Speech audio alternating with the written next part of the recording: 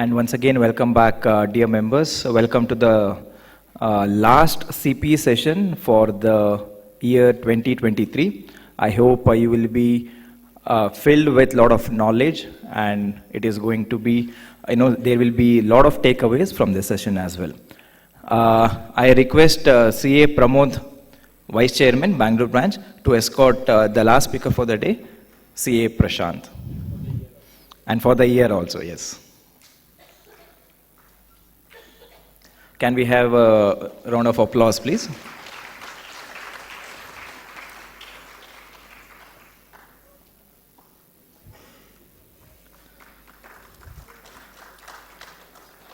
Thank you, CA Pramod. It is my pleasure to introduce the speaker of the session, CA Prashanth KL. He is a chartered accountant by profession. He has got BCom, DISA, certified under International Taxation course conducted by ICAI. He is a graduate in law from Hubli University. He has specialization in taxation, both indirect and direct, and has professional experience of finance and taxation at UB Group of Companies, heading a central monitoring team at Arvind Group of Companies. He has co-authored a few books, International Taxation, published by CAA, and book on GST, Where Did My Profits Go? He is a very regular speaker at ICAI, and he has presented papers at various chapters of ICAI, Dubai, Delhi, and he is a very regular paper presenter at various conferences also. With this brief introduction, I present to you CA Prashanth. Over to you, sir. Thank you, Mr. Shripad. Thanks, Mr. Pramod. Really a commendable job, I have to say, from the Bangalore Management Committee, because the way they have taken care of the members in the last 10 days, you ensured everybody should get the CP. And programs have been arranged equally good as such, so thanks for that. So coming for the session of the day, or rather the last session of the year, so I'm going to talk about this little abstract subject, because royalty and fees for technical services is something that we don't deal with products. We're only dealing with rights and services. So we will end up using this year as such with this topic. So the idea today is, for the amount of time that we have, not that too many things we can cover. So the idea has been to drive what is royalty, what is fee for technical services, from the perspective of how the judicial pronouncements have been given. The idea is that otherwise the subject is so vast and vague. We can understand the technical guide issued by the CA Institute. By the way, there is a technical guide, and it is of 213 pages of technical guide. So you can see the amount of, I should say, the content that is there in the topic as such. So that being the case, I thought it is, it should be more simpler, looking at some of the case laws.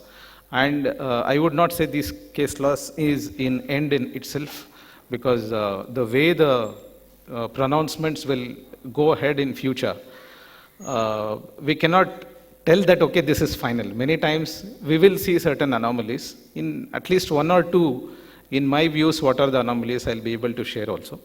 And we will see as it goes. So initially, I'll just deal with the meaning of it only in a couple of slides, and then we can go ahead with the case laws as such. So the entire concept of royalty and fee for technical services, if we look at section 9 carefully, it is about where the rights have been utilized as such. So basically, section 9, subsection 1, clause 6 deals with royalty, and it has clause A, B, and C. A deals with those transactions where government is involved. Clause B is where the resident is making the payments, and clause C comes when non-resident is making the payments. So royalty as such, to bring it down to a more simpler wordings, we can see royalties happening when there are mining related payments, when we use mine and we pay royalty. For patents, software, entertainment industry, technology, literature, pharmaceuticals, media, research, manufacturing, branding, franchising, design, broadcasting, publishing and telecommunication, consultancy, I should say management expertise, advisory, innovation, licensing, know-how. So the term is one, but the kind of, the vastness that it covers, you can see here. Because whenever we see an asset and we try to check, okay, can anybody transfer that right or give the other person the right to use, or somebody is using that asset and for that the payment is made, then the word royalty triggers. When the word royalty triggers, in the entire gamut of international taxation, a very interesting point arises, because this is one of the important source-based taxation that I can say. In international taxation, normally we see the scenarios where you are making a payment from India to a foreign party. This is the regular payments that we see. You are making the payment and you are getting something. Okay, it may be the software, it may be relating to media, it may be relating to branding, patent, whatever. So how is that flown? So how is that flown is by way of a right that the foreign party is giving to the Indian party. This becomes the entire crux of the interpretation of royalty, because the transaction that happens should be driven by the agreement that is entered by the Indian party and the foreign party. So if we look at the way the interpretation of the royalty happens in the statutes, many times we end up looking at what is written in the law and trying to interpret, okay, is this royalty or not? And somewhere we leave behind telling that there is already an agreement between the foreign party and the Indian party. Is that agreement triggering a right, okay, based on which the payment for which is being made is resulting into royalty? So this aspect of understanding royalty is very important. So whenever you look at certain payments happening from India and you see this aspect, you are trying to give a certificate or giving an advice, I would say most importantly we should look at the agreement. Of course, many times it so happens, in the current times if you see, we are all making just online payments, we use credit card and make the payments. So in that case, where is the agreement? So there is again, sometimes there are terms and conditions that is defined in the online as such, or there would be something like end user licensing agreements, which are also part of the online platform as such. You will be able to read them. So even in case laws when we see, I feel many times this is missing, because somebody is only looking at what explanation the assessee gave and what is the interpretation in the international legal understanding based on which the royalty is being interpreted. But finally people would forget, okay, as per the agreement, is the right being transferred or the right to use or use of it has been given? So that aspect of it we tend to miss.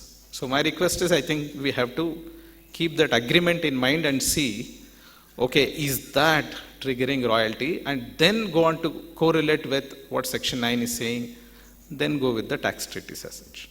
Again, from the international tax perspective, if we see, many of these, especially the source-based taxation, you have to see the history behind that is, of course, the world can be divided into two parts, the developed countries and the developing countries. So the developed countries come here, they invest capital, they take the profit out of here, and they take the, most importantly, the intellectual property related benefits also. So that being the case, many times developing countries tend to lose tax revenues, because normally taxation, as a history if you see, is based on the place where the company is situated or the person is situated, which necessarily is a resident based taxation. But when it comes to source-based taxation, it is more to do with where exactly the use is happening, right? So a foreign entity transferring a right or giving a right to use that right into India is exploring the business opportunities in India, as a result of which the source of the income to foreign party is in India. So from that perspective, we can see how the law has been created as such to tax those rights where utilization of the right is in India, and hence utilization based taxation is in congruence with the source based taxation that we can see here. This concept empowers several of the developing countries to get the tax revenues using the source based taxation. When it comes to tax rates as well, normally the royalty based taxation, the tax rates would be beneficial in the sense that not that the entire transaction would get subjected at TDS of some 30%, 40%, something like that.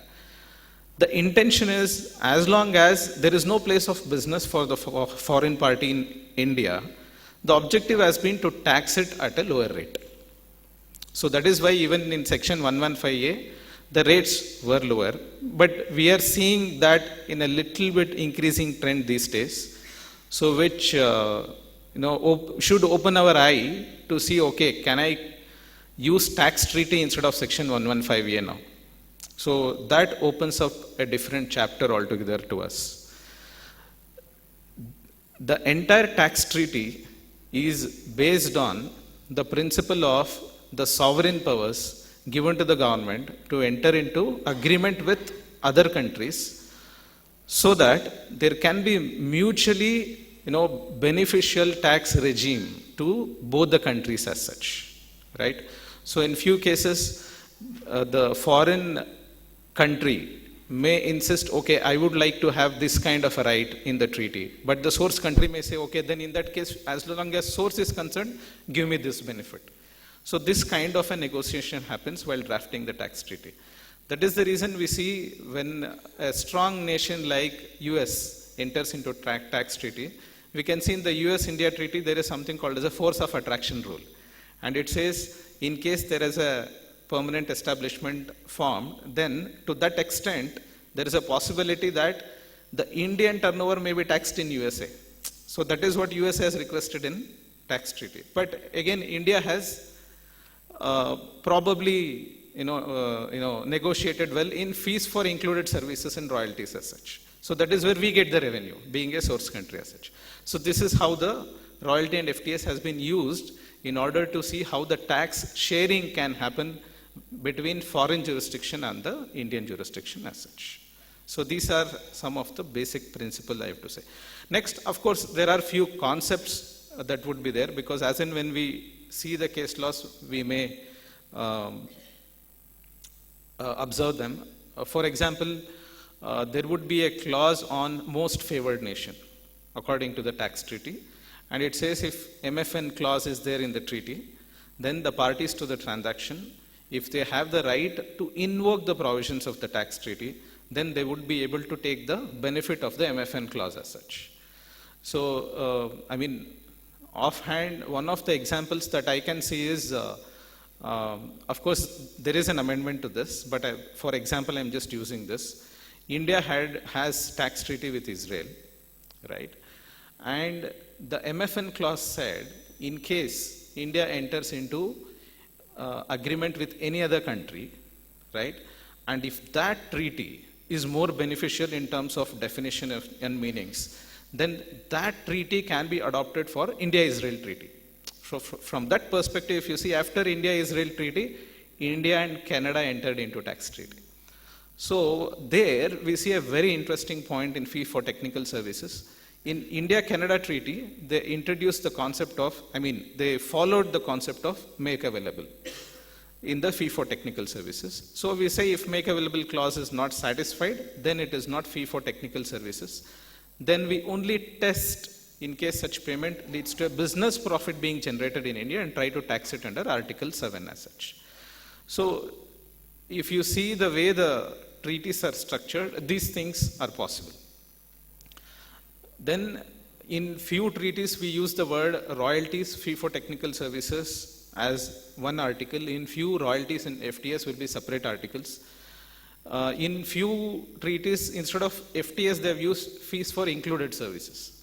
So in all these things, although the, I should say the center theme of the understanding is same, there would be very subtle differences as such.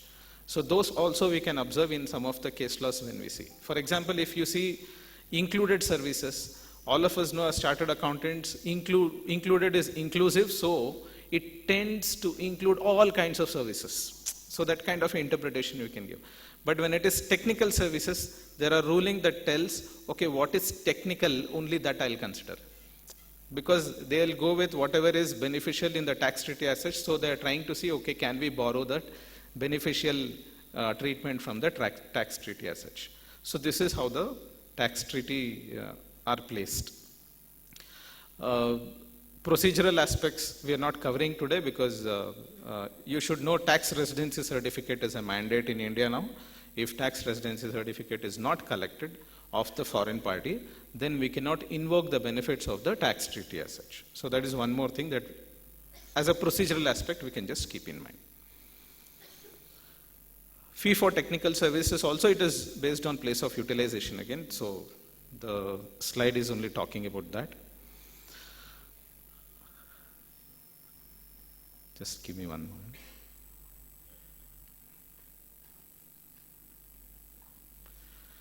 Software has been one of the biggest discussions that has happened over a period of last 20 years or so easily.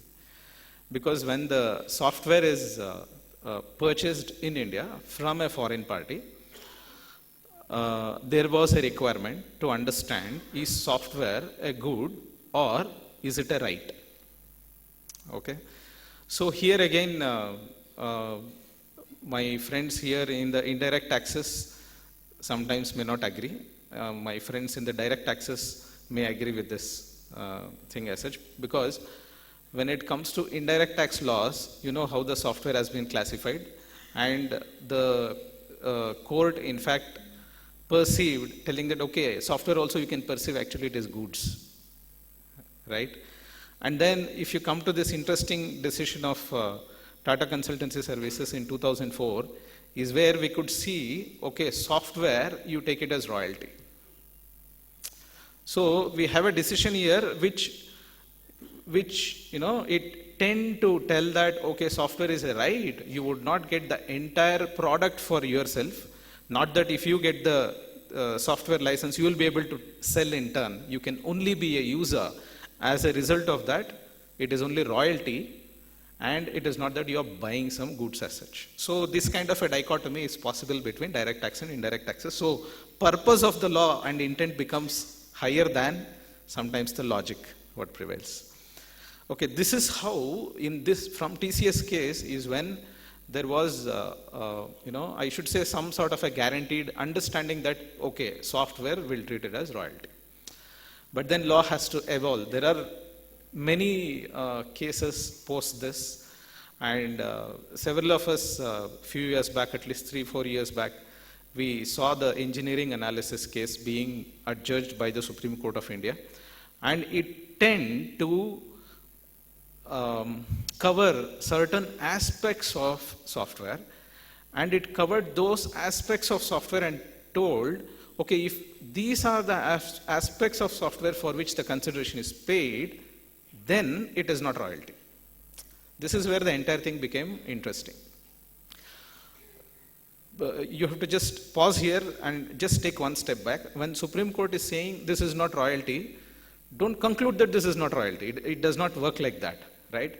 So we have again two pieces of the law, section 9, subsection 1, clause 6, and you go to article 12 or 13 in the tax treaties.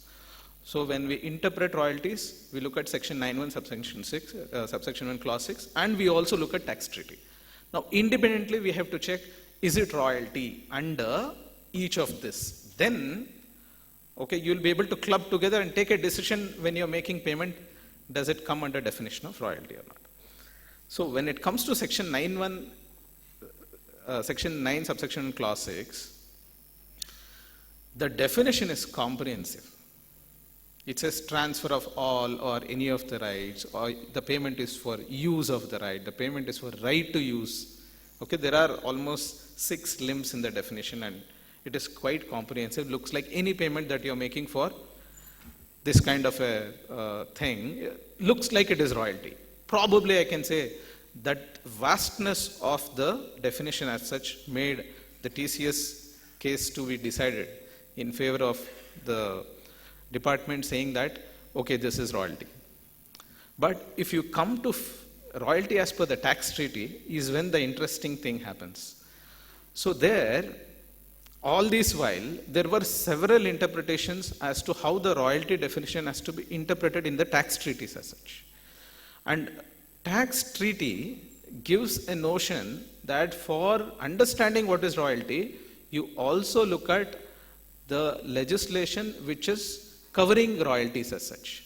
For example, in case of literary artistic work and those kind of payments as such, services as such, those are covered under Copyright Act in India, right? So the Supreme Court in engineering analysis case rightfully went into the copyright aspects of the transaction and tried to see, okay, there is it leading to a scenario where a complete asset is transferred, or is it only a facility that is given, or is it actually the right that has been given as right to use? And based on the copyright law, the Supreme Court gave exceptions to these payments as such. So here we can see 4 categories where agreements did not create copyright interest or right. Direct purchase by Indian end users from foreign non-resident suppliers. Indian distributors or resellers purchasing and reselling to Indian end users. Foreign non-resident vendor reselling to Indian distributor or end user. Sale of software affixed to hardware as an integrated unit. So engineering analysis covers these 4 kinds of softwares as such. So rest of the software payments, whenever we see, we should be careful to see that, okay, can we apply these principles? Why not? We can certainly apply principles. It can be only of a persuasive value, because assessing officer can have a parallel view as such. So this, I think we have to keep in mind. So this is where engineering analysis said these kind of payments are not royalties. I have tried to select those headings or expenses normally that we keep certifying to issue 15 CV. So I've tried to see, okay, if those we directly cover, I think we will have some direct references of the case laws. In case necessary, we will be able to use it. Of course, the PPT is given to CA Institute, so it will be uploaded. So nothing to worry. I made it very simple, so let us just go through this. Database subscription fees. This is in the case of Elsevier Information System, GmbH. And this is a Mumbai tribunal judgment. So in this case, the assessee company received subscription fee from customers for access to online database containing copyright material pertaining to chemical information. Payment received by assessee was received for use of copyrighted article. This is the analysis we saw in tribunal judgment. Rather than for use of or right to use of copyright. Payment received by assessee could not be treated as royalty. So the distinction here we can see is a very important concept that is arising out of the point what we read now. Are we using the copyrighted article, or are we using the copyright itself and earning money out of it? So if you are using the copyrighted article, you are almost like an end consumer. You are using Tally software, you are the end consumer. There is nothing that you are using Tally to doing some other product is not allowed, because in end user license agreement it says that you have to use it as a final consumer. You cannot use my product to put it in your product and sell it. So if you are doing it, take my permission. If that is so, then give me additional payment. That part can become royalty. So the idea is to see, am I using the copyrighted article or am I using the copyright as such? Assessee had neither employed any technical or skilled person to provide any managerial or technical service, nor was there any direct interaction between customer or user of database and employees of SSC. While providing access to database, there was no human intervention, so subscription fee received by SSC could not be considered as a fee for technical services also. This is interesting because it is saying, so the assessing officer also would be smarter, and of course the tribunal would be smart enough to analyze, okay, if we are not able to tax a transaction under royalty, can we tax it under fees for technical services, right? That is the reason both aspects have been covered in this case law. And as far as fees for technical services is concerned, you enter into that, what information is there in that, you just access and use it. Now, where is the human element in the entire activity at all? Is the crux based on which the ruling is telling this is not fees for technical services. Excuse me. So therefore it is neither royalty nor FTS as per India-German tax treaty as such. So if there is anything that is contradictory and you are facing it, you can certainly put forth, because that would help me to see, is there any other angle to this am I missing? So if anything like that, if you find, you can please share with me. Simpler payment. Domain registration fees, GoDaddy.com LLC versus ACIT, 2018, this is Delhi Tribunal judgment. So all of us know you have to get your website registered with one of the service providers. GoDaddy is one of the service provider. You go and tell that, I go and tell that I am KL Prashanth, I want klp.com. So GoDaddy tells, okay, we'll give you a domain registration called klp.com. So I become the owner for the website as such. So the taxpayer, so we'll see what happened in the case. The taxpayer filed their tax return. So who is the taxpayer here? The GoDaddy.com. Classifying web hosting service income as royalty and contending that income from domain registration fees should be not taxable in India, because they were trying to take the benefit of the treaty. The assessing officer assessed domain registration fees as royalty, disagreeing with the taxpayer's classification. So the tribunal has held nature of domain registration services are of royalty in nature. The assessing officer cited the Satyam Infoway case, concluded that a domain name is akin to a trademark, considering it a valuable commercial right subject to legal norms applicable to trademarks. So based on this, the domain registration payments was held to be royalty. Do you think there is any anomaly? Do you want to comment anything on this? You are fine with Delhi Tribunal?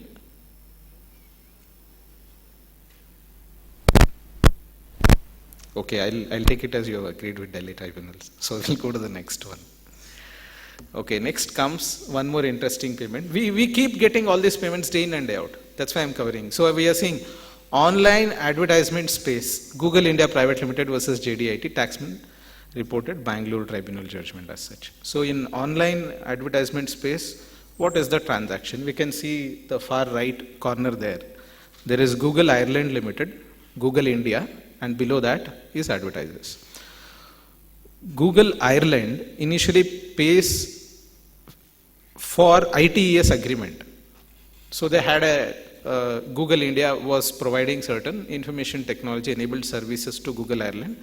So for that there is one payment. So we'll park it aside. Next we'll see Google India is paying for AdWord distribution agreement. Okay, by taking AdWord distribution agreement rights, what is Google India doing? It is selling ad space with after sale services to advertisers in India. Okay, so it is taking a right from Google Ireland and using that right to sell the ad space to advertisers in India. So we know what is ad space. We have a website. You find there 2 centimeters by 3 centimeters. This is the ad space I'm buying. And you put your ad there. So online advertising. So in this online advertising, where is the payment involved here? Google India, for the distribution rights it has taken from Google Ireland, is supposed to make the payment. Correct? It is a foreign payment. So we have to again test, is it a royalty or an FTS, which may lead to deduction of tax in India. Assessee obtained the advertising space under the AdWord distribution agreement and resold it to different advertisers, along with sale and with on sale and after sale services. In fulfilling its obligations under the Google AdWords Programs and Service Agreement, the appellant has access to Google Ireland Limited's trademark, intellectual property, derivative works, brand features, and their confidential information as such. So this is the access what Google India has got. Therefore, it cannot be called that whatever payment was made by the appellant to GAL was simpliciter payment towards the purchase of AdWords space from the GAL for its resale to advertise. So in the distribution agreement, Google India tends to tell that the agreement is for getting that space from our foreign entity, and the same space I am giving it to them. So I am not getting any right. I am buying a space in the website, and that space I am giving it to them. So here you can see the second para what I read now. The appellant has access to GL's trademarks, intellectual property rights, derivative works, brand features, and confidential information. This has been taken as the basis to tell that, okay, what is being used is the right, and not that you become the owner of the website. Only one portion of it is given to you as for use. And these are the other intellectual property rights you've got because you're making this payment, and hence it is in the nature of royalty. Most importantly, we can see here this is 2018. I do not remember the assessment year for which it pertains. But whenever this kind of a payment comes, we have to be a little careful, and some other provision should trigger in our mind. That is relating to equalization levy. Now all of us are in equalization levy regime. When it initially started, it says online ads, equalization levy deduction should be there for 6%, of about 6%. And now it has been extended to e-commerce payments where the deduction should be 2%. Okay, that is the new law. Now online advertising space, we have to just see whether it comes under the equalization levy definition. If so, now you end up doing equalization levy deduction of 6% and not do the TDS. Right? Because in case equalization levy applies to a transaction, the nature of receipt in the hands of the recipient is exempt under section, I think 250 or 1050, I'm sorry, it is 1050, it is exempt. So if in the hands of the recipient, if it is exempt, where's the question of TDS at all? There's not there. That is the reason there is no TDS again if there is an equalization levy as such.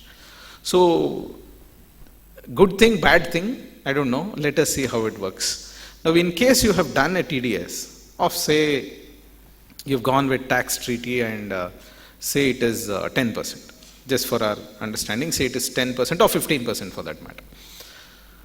The TDS that we do from India, we learned from Mr. Krishnan sir's session telling that in US you can claim foreign tax credit for that. Correct? So for Google entity as such, what do you feel is helpful? Because equalization levy 6% is a cost to them because they don't get a foreign tax credit for equalization levy. Now the point is, the mind tends to tell that no, why equalization levy will go and do TDS. This puts us in a very tricky situation. This is where principals have to come to your mind and tell that, okay, what is right, only that decision we can take, and it tends to, it satisfies the conditions of the equalization levy law, then we cannot use the TDS provisions. You have to do that 6% reduction and then go ahead. So I think this is one concept I thought I'll share it with. Okay, let us go to the next case. This is relating to MasterCard Asia Pacific Pte. Limited. This is a authority for advance ruling. So AAR, we know how it works. There is an authority for advance ruling constituted under the income tax law. If there are non-resident payments, the payer or the non-resident can go to the authority for advance rulings and take an advance ruling telling that I'm doing this transaction. It is going to be a significant loss for us in case there is withholding. So this is the arguments that we want to place and tell that this income is not taxable in India, and hence give us a ruling telling that there is no TDS on this transaction. So based on this, AAR application is made, which is what has happened in MasterCard situation here. So when they made the application, this is the outcome. MasterCard is a Singapore-based company engaged in processing of electronic payment transactions.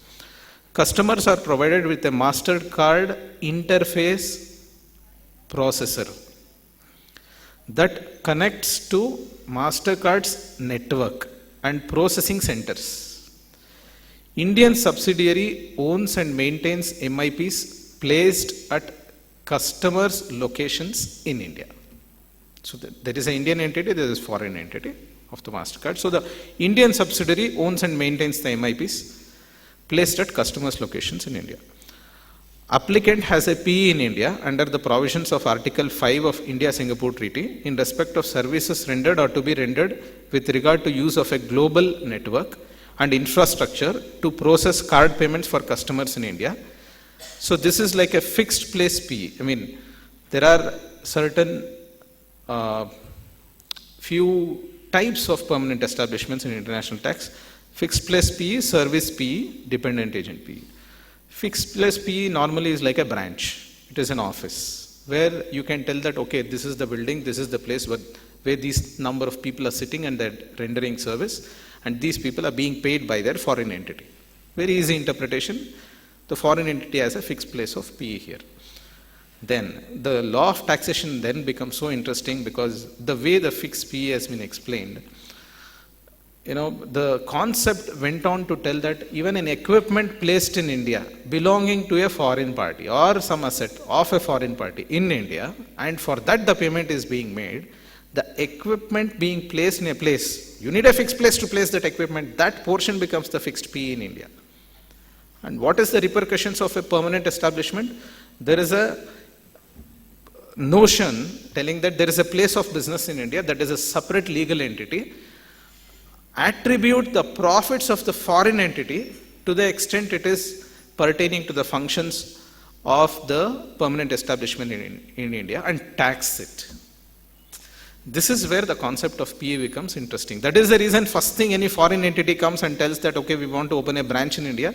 We try to explain, okay, that leads to permanent establishment here. Not that you cannot form it, but if you form it, these are the implications.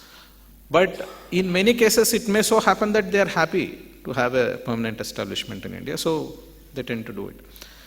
So here the AR holds that MIPs and MasterCard network create a fixed place PE of applicant in India, even if MIPs are automatic equipment placed at the site of customer banks in India, holds that they pass the test of permanency and they are at the disposal of applicant despite not being owned by applicant. Part of fees received or to be received by applicant from Indian customers, being processing fee, assessment fees and transaction related miscellaneous fees, would be classified as royalty as per Article 12 of India-Singapore Treaty and not as fees for technical services. However, since it is effectively connected to PE, it would be taxed under Article 7 and not under Article 12. So this is where I'll go back to the first point that I made. If you only look at the invoice, not much we can make out. It becomes so tricky. You go to the agreement and see these points and question these important points telling that where is the asset located, why you are getting income there, on what basis you are getting. Then something like a PE triggers. There are few interesting cases that in fact has happened in Bangalore only, where a foreign entity selling hardwares had a branch in India. There is another company here which deals with those products. So to purchase the products, they used to sell to the customers, right? Assume the transaction is around, say 50 crores of purchases, 60 crores is sale, 10 crores is the profit. Simple calculation. Assessments kept on happening. One fine day, they said that we want to test whether there is a TDS to your transaction. So here this guy is under trouble saying that for a purchase transaction in India, where is the question of TDS? And rightfully, the assessing officer could point out somewhere in the corner of the invoice telling that, look at this, you are a branch office of a foreign entity. So branch is a PE in India. You are doing purchase from a PE. And if you are purchasing from a PE, you should notice that that PE for purposes of section 195 is a non-resident. And hence when you make payment, you are supposed to do withholding of taxes. How much? because business profits does not tell you what is the tax rate at which the business profit will be withholding. It more goes into the with a proceeding where the assessing officer determines how much is income that is earned in India and tax it. So we have a section 195 subsection 2 process where in these kind of transaction you can apply to the assessing officer and tell that I have a transaction like this. Okay, if there is an income here, do let me know and tell me the tax amount, I'll do the withholding. We are safe. We miss on this. Imagine the concern now, 195, 40A1 disallowance, entire expenditure has to be disallowed, purchase of 50 crores disallowed for 6 years. Addition is 300 crores. Matter not yet resolved, case pending. So we have to see how things transpire. But you can see such a simple payment can lead to very big consequences. So I just deviated from this because I remembered something relating to equipment we should discuss. So here if you see if the equipment P is form becomes fixed P, we have to be careful. We'll move away from royalty, go into business profits and tax it under Article 7 and not under Article 12. Although there is royalty or fees for technical services possible in this. Because Article 7 is the priority that come in the lineage of the articles in the tax treaty. If we read, Article 7 comes, then 12, 13, 14. So that being the case, it goes into the aspect of business income and P has to be subjected to tax and TDS in such cases. Next is content delivery solutions. Here again is the AAR ruling that I have taken. AAR holds that payment received by the applicant, a US-based technology company, from its India-based group company under the non-exclusive reseller agreement for sale of applicant's content delivery solutions directly to customers in India, not taxable as FTS or fees for included services or royalty under the Act or India-US DTA. It accepts applicant's contention that the solutions provided by it are in the nature of standard facility and do not cater to individual requirements of the customer. Moreover, absence of human intervention, so FTS should not come, under explanation 2 to section 917 of the Act. Also holds that the solutions provided do not make available knowledge to the end user so as to fall under definition of FIS under Article 12 of India-US DTA. You can see so comprehensively in-depth arguments have been placed by the applicant and the AAR has accepted the contention telling that it is a facility and the payment is not for use or right to use. A simple kind of a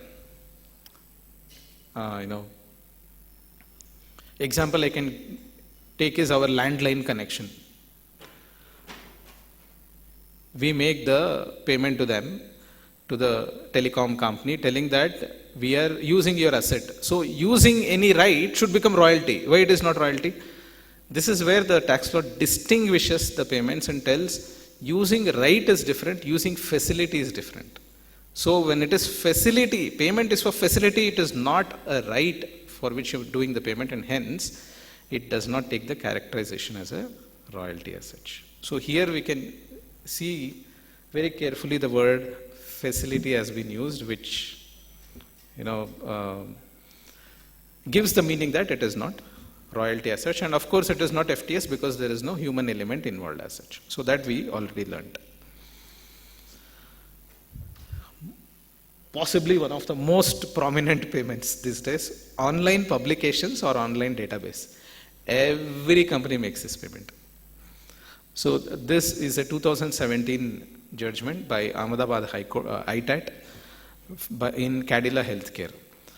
So online publications or database, the ITAT said it is neither royalty nor FTS.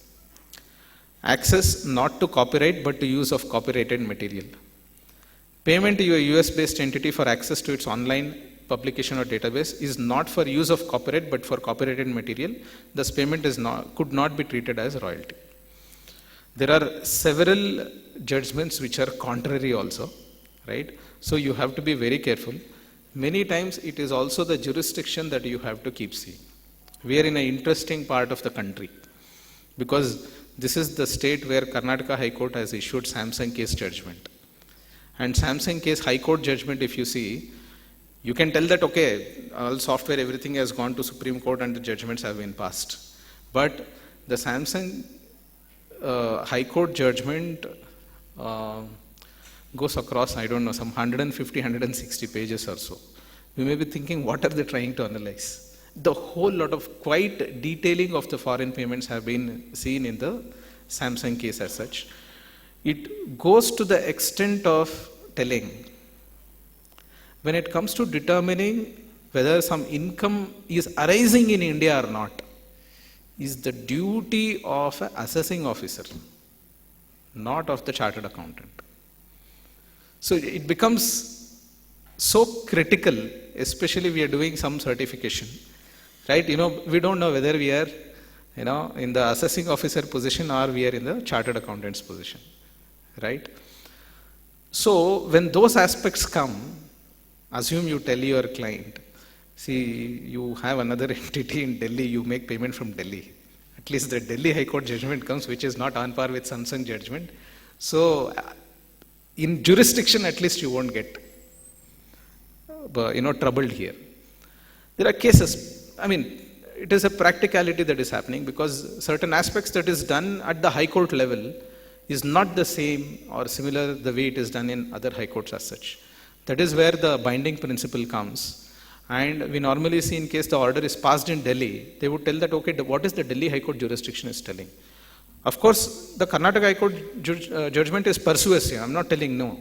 But when it comes to the binding rules, the Delhi High Court judgment will be considered by the assessing officer than the Karnataka High Court judgment. Why I am telling this is Ahmedabad ITAT. Similar one you may not find favorable in other places as well. There are places where they have told online is it is for right to use the information that is kept there, so it is royalty. So this kind of a dichotomy also we have to observe while analyzing the situation as such. Next is architectural design fees, GMP International, GmbH case. Again, authority for advance ruling. In this case, so AAR, one more aspect we have to see is it is not that it is applicable to everyone. AAR ruling applies only to the applicant who has made it. It is not applicable to even its subsidiary company. Because the company which has made the application, only for that the ruling is made. Then in that case, why are we even discussing this?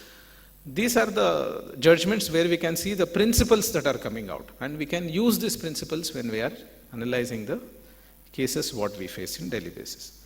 So architectural design fees, they held it as fees for technical services. Cannot be held as outright sale of designs and drawings. So the architect said, I am doing the architectural drawing. This is the printout of that. I am selling this design to my customer. I have not provided any service at all. So if I am selling it, it is goods. So where is the question of FTS? So it is quite clearly it is told here telling that when you are doing the design and drawings, it is specific to that entity.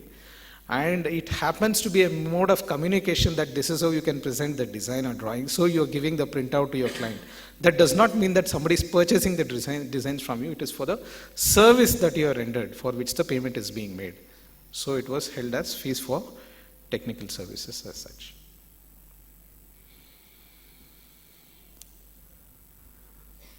So few more tribunal judgments we saw in data processing charges. We have seen in the digital world how the data processing happens. There are several companies which are formed as data processing companies. They in fact form the very essence of getting a lot of things done for several companies as such. So in data processing charges, if there are payments done, what do we do? Primarily, at least on face of it, I feel it is not royalty because it is data processing charges. So I'm not paying anything for the rights as such. The data processing was done outside India. No part of the payment could be said to be used for use of specified software on which data is processed. as no right or privilege were granted to the company to independently use the computer, hence not a royalty. Then we have this Mumbai ITAT judgment, Kotak Mahindra Primus case. In this case, an Indian company made payments to an Australian entity for specialized data processing, the mainframe computers processing the data being located in Australia. Based on a detailed analysis of all relevant clauses within the definition of royalty, as provided in article of India-Australia Tax Treaty, the ITAT concluded that the payments under consideration should not qualify as royalty. So in that case, they also told it may be considered as FTS. When we go to the ITAT judgment, they don't give a comprehensive judgment as such. So whatever question is asked, only that is answered. So as a, I should say, a leading thing, they said, okay, examine whether it is fees for technical services, and the case was disposed. Then we see the next case in Delhi ITAT. It says payments made to a non-resident company towards data processing charges, where the solutions being provided depend on the specific need of the customer as opposed to being a standardized service, are in the nature of FTS as defined in section 9 subsection 1 clause 7. You can see there can be some subtlety that we can see when it comes to how the interpretation happens, especially when it says specific needs of customer as opposed to being a standardized service. Why that is important? Because if it is a standardized service and there is a possibility it is not FTS, it goes out of the article 12, 13, 14, it will go into article 7. So if there is no PE, then there is no taxability here. So that is the tendency in which the assessee is trying to argue as such. But here it has been taken as a fees for technical services as such. Online advertising, no fees for technical services if there is no human intervention. So this aspect is coming here and there. So I think we have to be careful to keep looking at this aspect, telling them, okay, are we trying to classify this payment as fees for technical services? Okay, keep asking the question, is there a human element involved in the service? If it is only a service that is received from a machine, we have several cases to tell that it is not fees for technical services as such. Okay, this also has an interesting aspect. If we see international hotel licensing company, this is interesting. An Indian company was making payments to a foreign company in connection with advertising, market promotion, sales promotion, and certain other special services being rendered by foreign company, both within and outside India. The AAR held that the above services would qualify as managerial and consultancy services. Accordingly, the amounts paid for these services would be in the nature of fees for technical services as defined in section 9 subsection 1 clause 7 of the Act. Why this is important, I'll tell you. I think maybe the other case may come after this, but at least from principle side, what we have to understand is there are certain arguments in certain tax circles where we see fees for technical services. So there is a word technical that is used. So when the word technical is used, now the interpretation has been also to tell that, okay, the true meaning, if you go to the word technical, normally it is relating to something relating to science, engineering, those kind of things. So there are arguments taken in certain case telling that technical should not include non-technical. So it should be out of FTS. Again, advantage in case it goes outside, because if it is not FTS, you have to go and test Article 7 only if it is business income tax, otherwise not taxable. But here they have told for advertising, marketing, promotion, sales program, here although fees for technical service is being interpreted, the AAR has told it is fees for technical services. So these are the cases which makes the entire unsettling of the interpretation as such. Okay, what happens to photographs? Photographs. So this is the Delhi Tribunal judgment, Delhi High Court, I think. Payments received by assessee, French news agency from Indian news agency on use of its news reports, photographs as copyright of literary artistic work coming under ambit of royalty under Indo-French TTA. Here, the court holds that though copyright does not exist in newspaper per se, there exists copyright over the way in which a news item is reported. That includes modicum of creativity. This is interesting because you can see each of the editors or the writers who write and certain sections in the newspaper. You would know, okay, this aspect, this is how this guy is going to write. The probably classical examples can be, you know how this Swaminathan writes in Times of India. You know, okay, this is how his interpretation can be. So those kind of aspects of writing is called modicum of creativity. And considerable skill, labor, capital. Since by way of grant of license to its users, French news agency obtained a commercial value for distribution of its news, which cannot come into public domain except by virtue of license agreement. Therefore, copyright exists in Assessi's news reports and photographs. Noting terms of agreement with Indian agencies, rules that even photographs used for news reports had an intrinsic value of their own and assisted in conveying the message in news story. Thus, copyright exists even in photographs as such.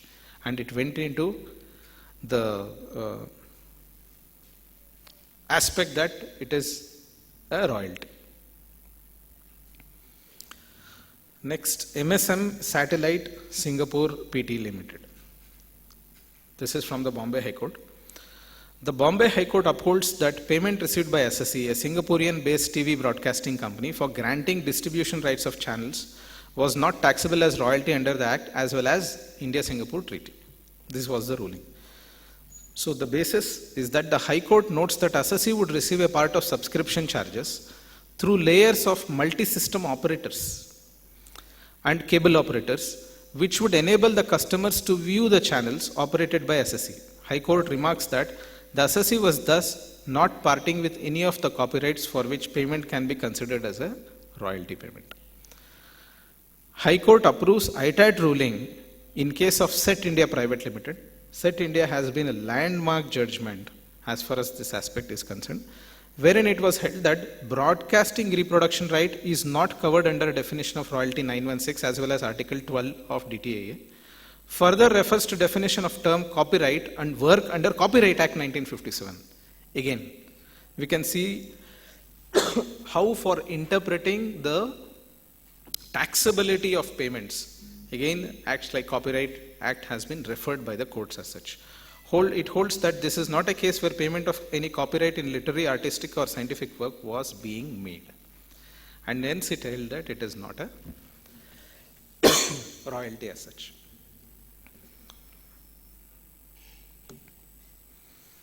We look at TV channels distribution rights. Plural Site LLC, Bangalore ITAT judgment.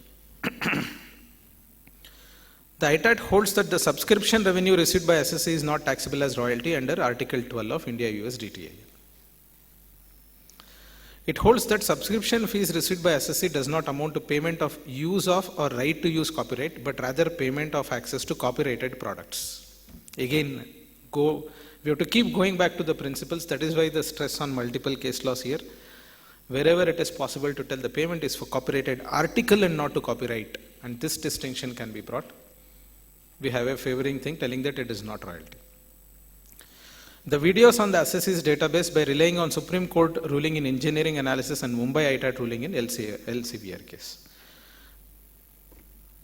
The ITAT observes that the subscribers make the payment to the SSE only for viewing the videos on its website and not for availing the knowledge of the SSE's experience regarding its business of creating or maintaining the database of videos. Thus, the same does not constitute payment for information concerning industrial, commercial or scientific experience. By relying on Mumbai ITAT ruling, American Chemical Society and AR ruling of Fact Set Research Systems. So here the clause information concerning industrial, commercial or scientific experience is an important point to consider, because this phrase as it is, you will find it in the tax treaty.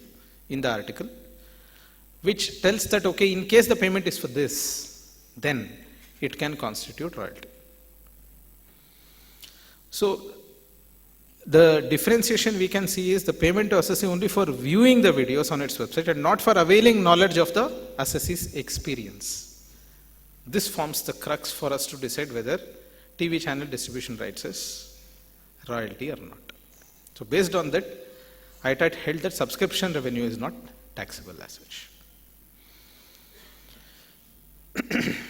One more prominent entries we keep seeing in books whenever there is a foreign payments that are involved, we tend to see, there is a salary that has been paid by another party, so they are trying to claim a reimbursement of that, so we are only reimbursing the salary expenditure as such. So how should we see in that perspective?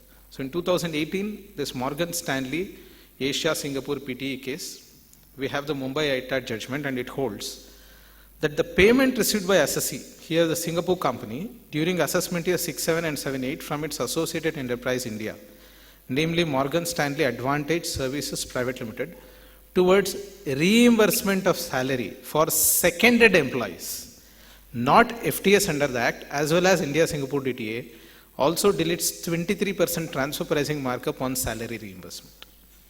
Can be a very significant ruling for many of our clients as such, because you tend to see this kind of a payment happening in many of our cases. In day-to-day, we can see, because you will see there are certain employees from the foreign entity being seconded and sent to India, and their salary is actually reimbursed from India. So here, the transfer pricing 23% addition also has been removed. So it shows that what you are paying is only for reimbursement, and it is not an operating cost of the Indian entity as such, based on which, right, this ruling has been passed as such. And it goes on to tell the reimbursement part of it is not the fees for technical services. Again, to caution all of you,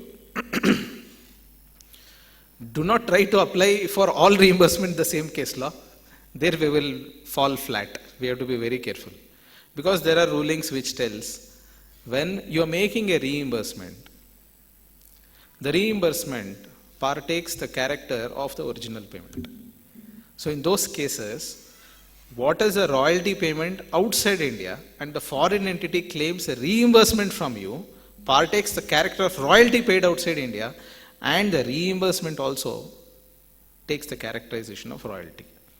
So that interpretation is possible. So here when you are looking at the salary reimbursement, hold on to Morgan Stanley case and interpret it for the purpose that the reimbursement is being used here. Because the purpose is very clearly shown on what basis they are telling it is not fees for technical services.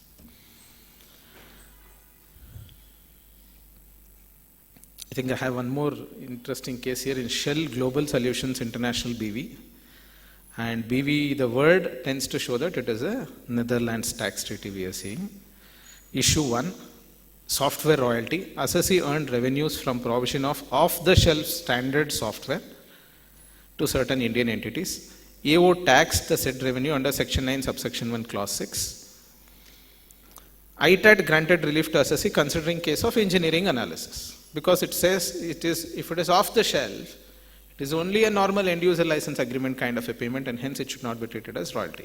So they were out of royalty. Then they had engineering services payment. Is it FTS?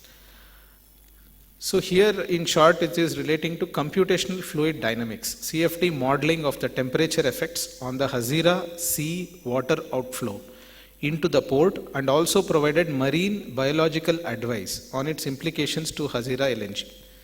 Issue examined under the lens of make available clause here. ITD could not prove the satisfaction of make available clause, and basis the facts and circumstances of the case, relief given to assessee relying on CAT versus De Beers India Minerals Private Limited in Karnataka High Court judgment. So the concept of make available also, as a passing remark, it is important to note, although many of you would be knowing that, we have to understand the concept in most simplest possible way. Otherwise, international tax will keep looking very complex. So anything that I analyze, I correlate to this example, what I am telling now. I go to a tailor, I'll tell him, stitch a shirt for me. He stitches the shirt and he gives it to me, right? He has rendered a service to me. He is not selling it because it is my cloth that I gave him. He stitched it and gave it to me. It is a pure service. And I also tell him, can you teach me how to stitch it? And he teaches me how to stitch it. So the service, what the tailor has done, made it available as a knowledge imparting to me. Then make available clause is satisfied. So for the same payment, if I have learned how to stitch, then I need not go to him again. Then make available clause is satisfied. So what if it is classified as, what if it is make available clause? There are certain tax treaties, especially like US, Singapore, Netherlands, Canada, etc., where fees for technical services article uses the word make available and tells only if the payment is for making available knowledge that is embedded in the service, then only it is fees for technical services, otherwise it is not. So, it is interesting. Who has taxed it? The department has taxed it. So the court has asked the department saying that, okay, now you tell how is make available satisfied. They failed. For that reason, they have told it is not fees for technical services. Then, payments received for services rendered outside India. Again, very basic but quite relevant. Assessee had entered into several contracts with L&T in connection with L&T's various projects outside India. L&T has made payment for utilization of services provided by Assessee in business carried out by L&T outside of India. Assessee relied on decision rendered by Jurisdictional High Court in case of Motif India Infotech Private Limited by Gujarat High Court, which held source of income is outside India since Assessee's customer work based outside India. The very provision of section 917 tells that if the payment is made for a work that is done and to be utilized for a business conducted outside India, then it is not deemed to accrue or arise in India. And hence it should not be treated as income accrued in India and hence not taxable in India. I think several of the principles have tried to just put it in few points and explain, but if we read the judgments as such, it is quite wide. Just try to simplify it though. We have one more interesting case here. Asia Satellite Telecommunications Company Limited. This is the Delhi High Court judgment. The Delhi High Court held the income received by foreign satellite companies was not taxable in India. There was no use of process by the TV channels as Asia Satellite had merely given access to a broadband available in a transponder to the customers. Therefore, the income received by Asia Satellite was not taxable as royalty under section 916. Very interesting cases, especially in international taxation as such. All interesting cases comes from India only. You know how I know is I attended few of the international tax seminars. I went into other countries. When we sit there in the seminars, in 2 hours, 30 minutes you will see case laws related to other countries. Next 1.5 hours is relating to all Indian case laws. So all the foreign countries, CPS, whenever I meet them, they say, how is your assessing officer thinking? How can he even think that, he can tax this? Well, that is the tax system in India. It is so strong. So you can see how they are tending to tax satellite telecommunications. Satellite is going there. There's a telecommunication race that is coming here, and that aspect of it is trying to be taxed by the assessing officer here. I remember there is an old case. I don't know whether it is Amados or one other case where the assessing officer tend to tell that, okay, when it comes to the antenna that is fixed here or the transponder, that transponder, it belongs to whom? Does it belong to the Indian entity or to the foreign entity? If it is to the foreign entity, I'll tell there is an equipment PE. And I'll tell the source of income is in India, so I'll tax it. So, I mean, it can parallelly go quite wide as such.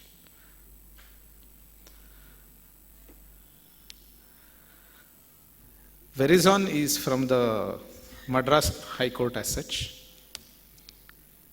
very respected High Court, but sometimes the judgments are confusing. I have a confusion here, but I'll not try to confuse you, but will impress upon what the court is trying to analyze here. High Court confirms ITAT ruling holding payment for international private lease circuit. International private lease circuit. Taxable in India as royalty.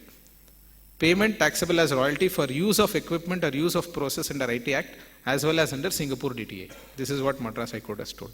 See, on the one hand, we discussed that in case there is some sort of an equipment and you are trying to see that you are given a facility, then you would not want to tax it.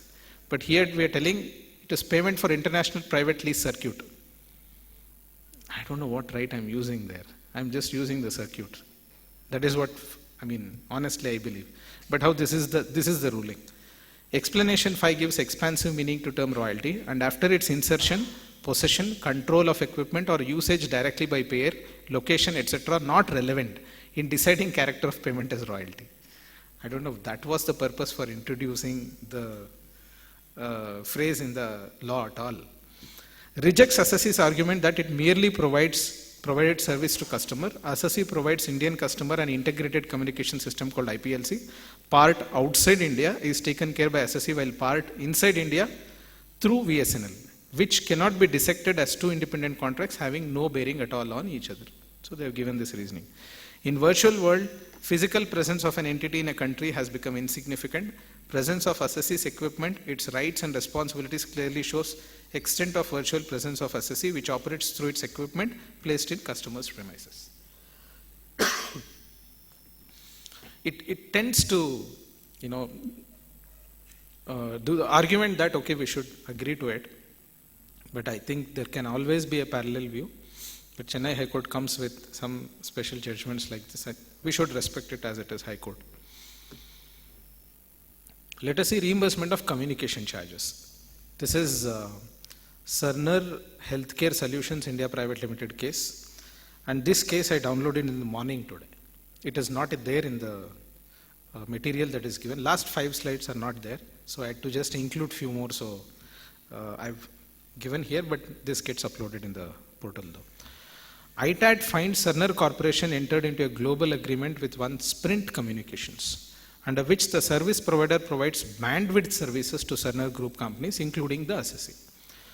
It observes that amount reimbursed by the assessee to Cerner Corporation is on cost-to-cost basis and did not contain any element of profit. It relies on Pune ITAT ruling in T3 Engineering Services, Energy Services, wherein the context of lease line charges, it was held that Section 40A1 could not be invoked over non-withholding of tax on reimbursement of lease line charges to be paid to associated enterprise. It observes that the determinant factor of reimbursement is whether there existed an obligation on the part of the person bearing the expenditure to incur such expenditure. Thus, holds the bandwidth charges reimbursed by assessee to be not in the nature of royalty and thus not liable for deduction of tax at source. Karnataka High Court has admitted the appeal filed by the revenue as of now. Today morning news is that the Karnataka High Court has admitted the appeal as such. So we have to see how the things will transpire once we go into the High Court ruling as such. This is the latest one that I could get on the topic as such. So I think we can listen to certain questions, certain alternative interpretation, and then we can conclude the session.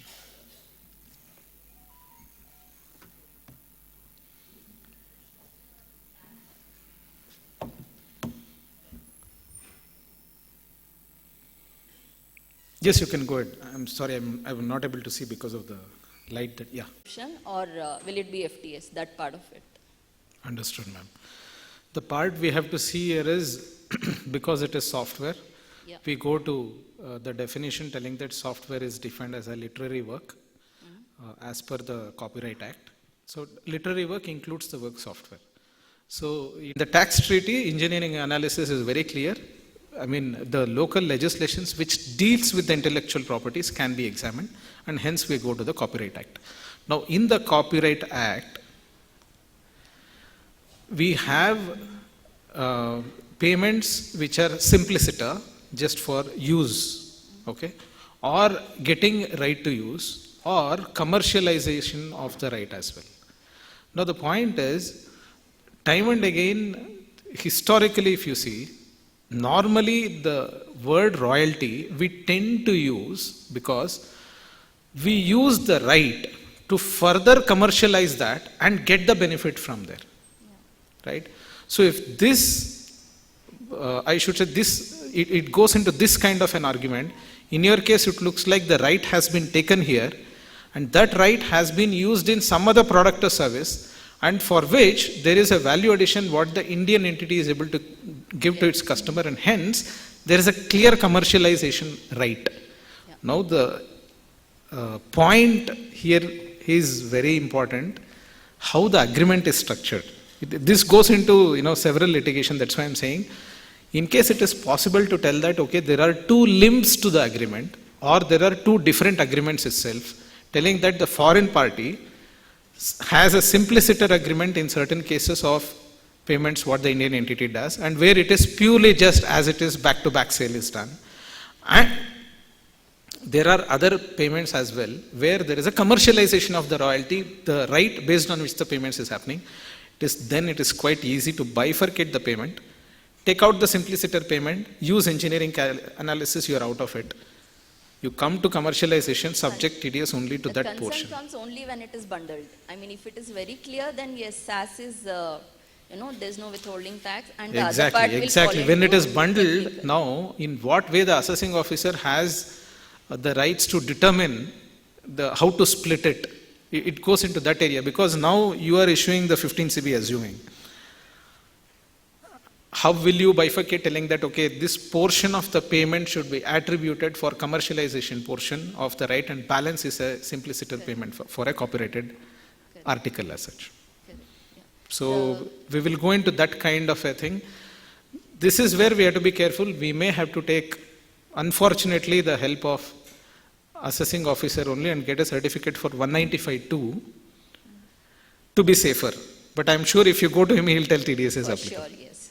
That is the problem. So, but if we are able to distinguish that and separate limbs are there in the agreement, we have a good case to separate the payment and tell that there need not be TDS on that. Otherwise, I'm afraid it will be difficult But to tell there is no the other part, royalty. it will be FTS. The one part is FTS, the other part is without Royalty. Yeah, thanks. Thank you. Royalty.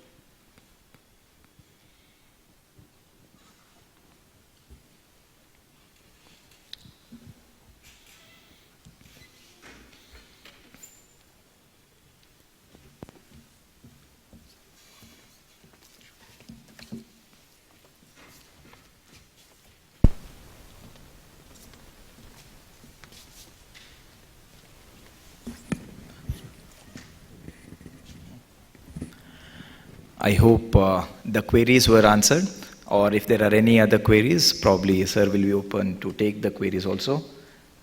Yes. Okay. So once again, thank you, dear members, and special thanks to our speaker, CA Prashanth sir, for enriching us with wonderful knowledge and, of course, deep dive into the topics as well. So I would like to call upon CA Pramod, the Vice Chairman, Bangalore branch, to give a token of appreciation to today's speaker, CA Prashanth. Can we have a round of applause for the speaker, please? Once again, thank you so much, CA Prashanth sir, and thank you so much, my dear members, for attending this year's last CPE session. Thank you once again from the Bangalore branch. Thank you so much.